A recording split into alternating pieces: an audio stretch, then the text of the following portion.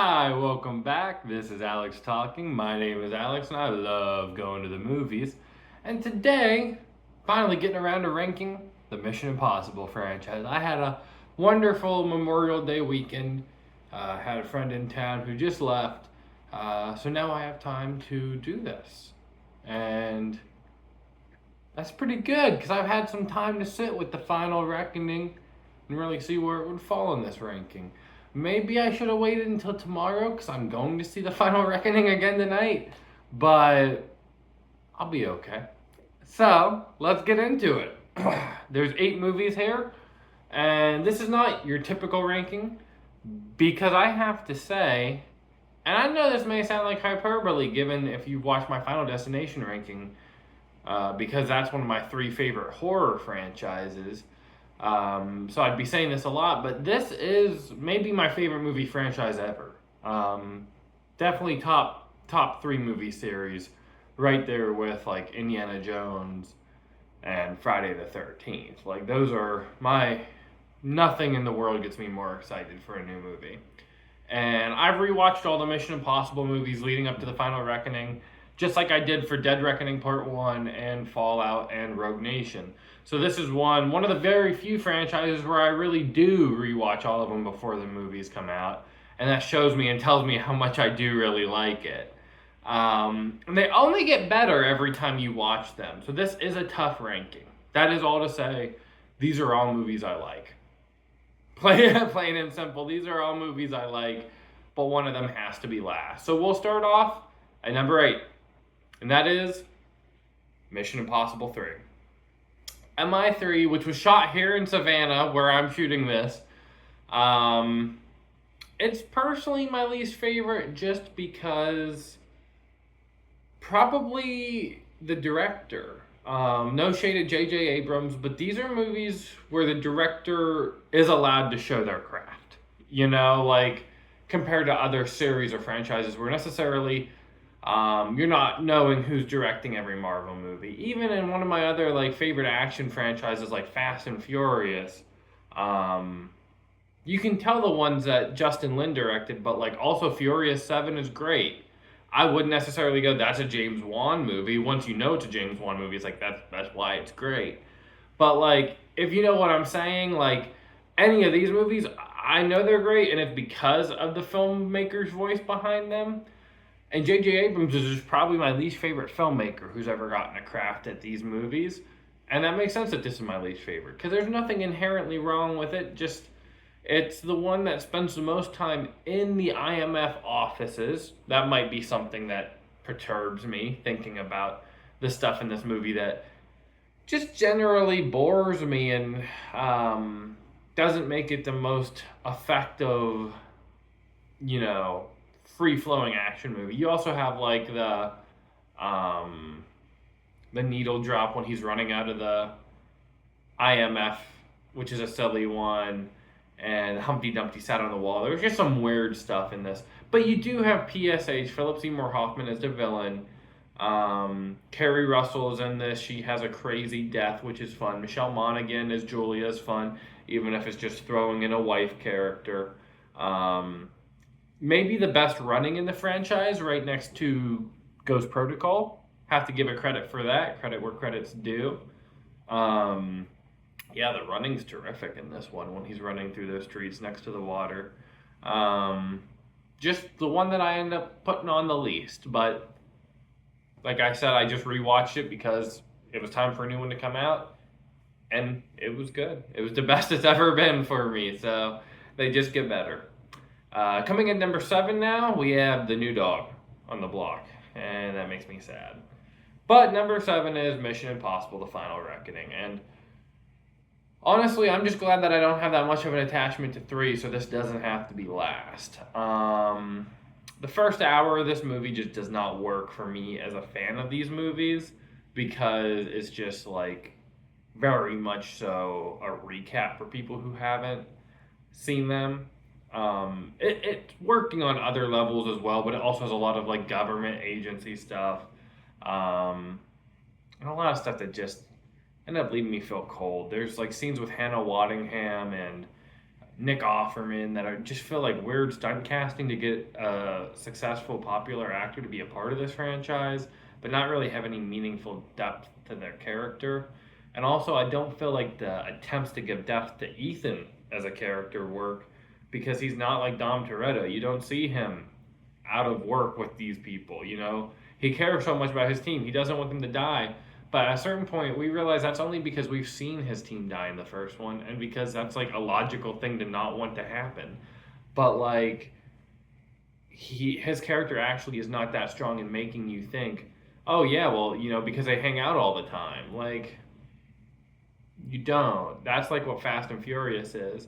But this almost feels like Fast and Furious type, the way people like turn the family against Dom. It's like we're not gonna. We know you won't let your team die, so and it's like, well, yeah, of course, but I don't know. It didn't feel like that was ever enough of a part of the character to make it such a serious, dramatic part of this movie. Because in the end, that element just didn't work. Bringing back the guy from the first one who was vomiting in the bathroom was my favorite part of this movie, as well as the two action sequences, though. The two action sequences, the one in the submarine, the one on the planes, are two of the best things I've ever seen in a movie theater, and that makes it worth the price of admission alone. For as clunky as the script and the rest of this movie is, and it's not really a satisfying part two to Dead Reckoning part one, and it's not really a defining ending to this franchise in any way, but it's the final reckoning for now, it's the end, and it was a solid, fun ending and a good time at the movies. So it comes in number 7. Coming in number 6, Mission Impossible, the original from 1996. Brian De Palma is an amazing director, but the idea that this franchise started as a Brian De Palma 90s thriller where Ethan Hunt, I don't think ever even shoots a gun in this movie, but instead defeats the villain by putting an explosive piece of gum on the plane and blowing back to a train that's in front of it in a tunnel, is awesome. The sequence where he is retrieving the CIA blacklist is awesome. And Emilio Estevez is in the opening. You know, you got John Voight here as the villain. It's a good cast. It's very solid, cozy vibes. This one is for sure one that only gets better as I grow up as an adult. I enjoy it more because it is a more serious movie, but also a silly, fun like movie. You know, like this is the origin of Phineas Freak with Ving Rhames and Luther and all that. You know, and it really knew what it was doing right from Jump Street and letting them tell this unique action spy thriller and just give it this big budget, these stars, but make it a De Palma, and that's a blast to me. Which moves us right to number 5, which is what Mission Impossible 2 is, with John Woo at the helm. Just, we're gonna use the same actor. Ving Rhames is coming back too, but the rest of it can just be in the same universe. We're switching Voight for Hopkins, and Tandy Newton's here, and it's just a badass spy movie, man. This one only gets better with age. Get stoned and watch Mission Impossible 2. It is a hoot and a holler and good time. And definitively the best of the original 3 to me. As much as the first one is probably a better movie. So I don't know if I should say definitively. It's just definitely my favorite. Definitively my favorite. Because it has motorcycle slow-mo jousting and like the sexiest Tom's ever looked with that long hair. And slow-mo doves out the wazoo. And him telling Thandie Newton he has no problem if she's on top. Like, shit like that's what I live for in these movies. He's at his most suave here and also his most laissez-faire. You know, he's not that stressed. And it's a little fun to see a less stressed Ethan Hunt. He still gets really into it by the end, but he's having fun. And it's good to see that. I'm just a huge fan of John Woo's action style, so yeah, this one completely works for me. And no point even pretending that it's not good. But now we are at the top 4. And to me, Mission Impossible is a franchise that was really fun for the first 3. But 4 through 7 is the peak of movie series ever. Like any movie series ever. And no movie series has come close to matching the excellence of Mission Impossible 4 through 7 in a 4-movie run. Fast and Furious 4 through 7 is actually really great. But that's like 4-star movie, 5-star movie, 4-star movie, 4.5-star movie. This is 5-star, 5-star, 5-star, 5-star. You know what I mean? Like that's how impressed I am by this run. Because to me, these are all 5 stars. And that's because on this most recent rewatch, I bumped Mission Impossible Rogue Nation to 5 stars, which is our number 4. Mission Impossible Rogue Nation is a movie that I originally saw in Myrtle Beach. No, not Myrtle Beach. The Outer Banks, North Carolina. Getting my southern beaches mixed up. And it was the first one of these that I saw in theaters. I was on vacation with my family, and Ghost Protocol that's like one of my original favorite movies, if that makes sense. Like, when you're a kid, at a certain point, when someone says, what's your favorite movie? You immediately have one. I've had Cars, I've had X-Men Days of Future Past, I've had National Treasure, I've had Empire Strikes Back, Mission Impossible, Ghost Protocol. Those are like the 5 that I most answered for what's your favorite movie. And so I was so hyped for this. Like, needless to say. Like, that I was going to be able to see one in theaters, but it was coming out while I was on vacation at the beach with my family, and they told me I could go. Saw that, like, Tom Cruise lip sync I Can't Feel My Face With You on Jimmy Fallon beforehand, because I watched late night television as an 11-year-old. This was a very exciting time to be going to the movies. And I've had that excitement for all the final 4 of these. And I'm so blessed to say that. It's so much fun that I've gotten to see 4 of these in theaters. And that probably contributes as well to why it's my favorite franchise. Like, it's not something that, I really enjoy watching them all at home as a kid, and there's like 3 that came out while I was an adult, and maybe one of them was good in theaters, which is like what Star Wars is to me. But this, I'm like, man, I like all these movies, and I got to see 4 great ones in theaters. So Rogue Nation introduces Rebecca Ferguson. It's the first one with McHugh as the director. Really, really, really let Benji star in the field with him. I think Simon Pegg's great in Ghost Protocol. Like, they really improved him in that one, letting him be in the field with him. But this one's really like 2 dudes. It's a dudes rock action movie for the first half with them. And then they're like linking up with Rebecca Ferguson. She's saying, what brings you gentlemen to Casablanca? Like, Tom's living his best life with that happening. Rebecca Ferguson is just stunning in this one. I mean, my word. And I think Solomon Lane's a good villain. The Syndicate is like a great villain to introduce in this franchise opposite the IMF, especially after where Ghost Protocol went. I don't know if the action sequences are as good as Ghost Protocol, but it improves the villains. As much as, like, I obviously have Ghost Protocol higher, it improves the villains in this one, which is something I appreciate and really lent itself to Fallout very well. And the rest of the way this franchise developed with McQuarrie directing the rest of them. So yeah, this was a really great one and a pivotal one in this franchise to shift it into where it was going to go for the entire second half of the series. Now we're in our top 3. This might be a hot take I've come to find seeing people's rankings this weekend, and it maybe is because of the way Dead Reckoning Part 2, the final Reckoning, ended up shaking out, but that's Mission Impossible Dead Reckoning Part 1, or just Mission Impossible Dead Reckoning is my Part 3, or my number 3, not Part 3. There's no Part 3, or will there be? No, it's my number 3, and I saw this one in theaters like 3 or 4 times. The action in it is amazing. It's a movie of like 5 scenes. And that's a lot different than the final Reckoning. Almost completely different in the way that they're paced. This one is just set pieces. Airport set piece.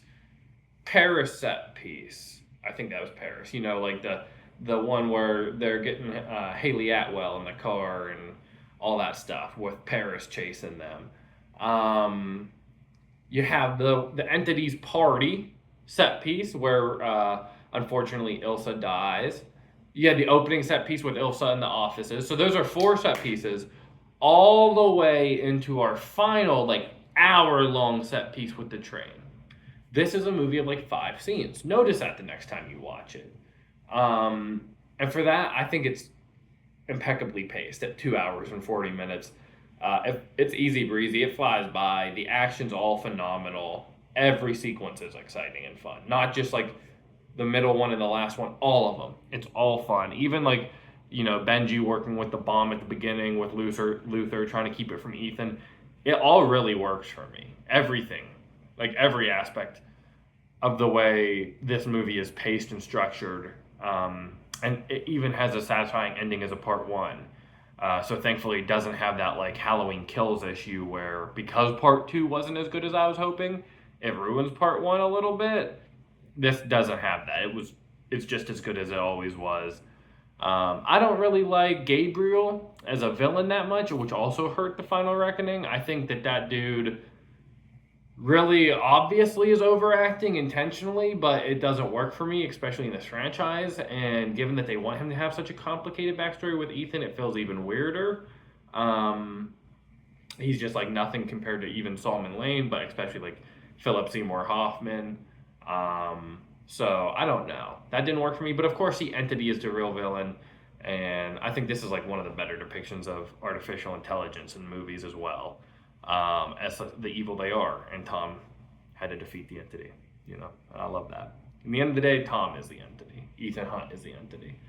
But now we're at our top two, and this is like the hardest top two you can probably pit against each other than like Temple of Doom or Raiders of the Lost Ark or Lethal Weapon or Lethal Weapon 2. And today I'm going to go, like all days, Mission Impossible Fallout is number 2. I'm sorry, because this is the definitive like action movie of the 2010s as far as I'm concerned. Quality-wise, like what is the best action movie of the 2010s? Like I'm always one to talk objective and subjective because I love the way that film is subjective and that there's a lot of movies that can be considered bad that I just personally like enjoy. And there's also degrees to me thinking that if I enjoy it, it's good, like just plain and simple, even if most would consider it bad, while also there being stuff that I recognize as bad while still enjoying. It's a complicated thing. And all that being said, to say that this is like objectively the best action movie of the 2010s, probably. But I'm a sucker for Ghost Protocol, especially because of the way it got me into the franchise. So this just has to be 2. But there's nothing wrong with this movie. It is funny. It's amazingly paced. Visually a feast. The action is phenomenal. Opening with the Halo jump. Like, you still have the opening credits going on as they're setting up this Halo jump set piece into the nightclub set piece. The fight in the bathroom. And then the whole third act in the village, which looks like a nature documentary. All the twists and turns with Henry Cavill and bringing back Solomon Lane. This one really works on every facet. It was when the script was the tightest and was honestly, if they wanted it to be a better like Final Reckoning than the Final Reckoning. Not to throw Final Reckoning under the bus for no reason, but like if they wanted this to be, this functions as a great ending to this franchise, just because the way that it tied into the previous one actually was way more cohesive than Final Reckoning to Dead Reckoning. The way that this one tied into Rogue Nation. And it really felt like Solomon Lane was giving him his Final Reckoning. And that was just a much better villain as well. So the way that they speak to each other and the relationship they have was just really effective. And the end of the world stakes that they depicted in that one was much more grounded in a sense of reality, I guess, that felt more authentic and able to be taken seriously. So this one really works. But number 1 for me is Mission Impossible Ghost Protocol. I watched this movie for the first time like at midnight on FX as a little like 11 or 12-year-old. No, even before that, because it was before Rogue Nation. Youngin. It had just premiered on FX. Scene with Jeremy Renner. He says, "Your line's too short." He goes, "No shit." And I was like, ooh, I shouldn't be watching this. But this is incredible. This is like breathtaking. This is so divine for my eyes to be looking at a man climbing on the side of a building like this. It fed my, monkey brain so good, my lizard brain, and I was right there, and I've been there ever since. And I was like a kid that would watch night and day the Cameron Diaz Tom Cruise movie, or Oblivion, and Last Samurai, anything I could get my hands on, because this was my introduction to Tom Cruise, and this was my introduction to Mission Impossible. And Tom Cruise is my favorite actor, you know, which is a huge reason that this is probably my favorite franchise too. But all of that starting here, this was always going to be number one, and this always will be number one, because to me, this is about as close to a perfect fun experience as you can get. I mean, it doesn't even leave me cold in the third act like a lot of people say. I understand that actually. When I watch it, I think, oh, I can see how that'd be the case. But no, the garage action sequence with cars falling and shit, it works for me. I like Michael Nyqvist. It works for me. And the Burj Khalifa sequence, the run into the desert afterwards, the Kremlin exploding, Bruce Springsteen shirt. I mean, that's the Rosetta Stone for this movie, is understanding my favorite actor wearing my favorite musician's shirt, doing my favorite action sequences. I mean, that's all you need to know for why Mission Impossible Ghost Protocol is my favorite Mission Impossible movie. I hope you enjoyed The Final Reckoning. I hope you went and saw it. Tell me your ranking in the comments, and if you watched this far, thanks for watching, and have a great Memorial Day.